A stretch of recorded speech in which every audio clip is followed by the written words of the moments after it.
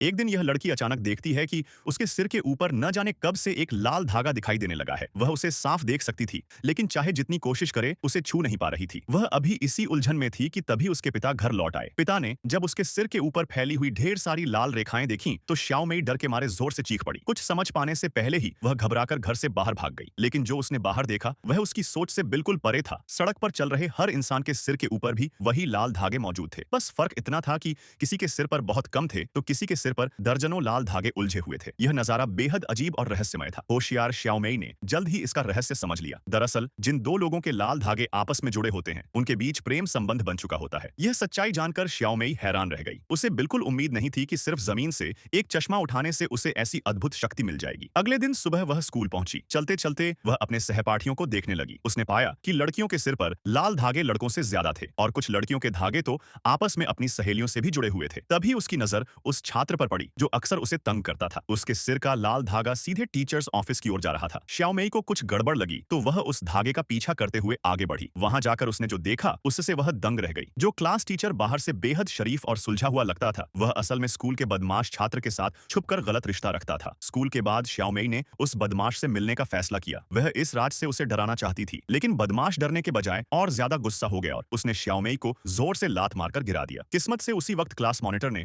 शोर सुन लिया और समय रहते वहां पहुंच गया। इस तरह श्याओमेई बाल बाल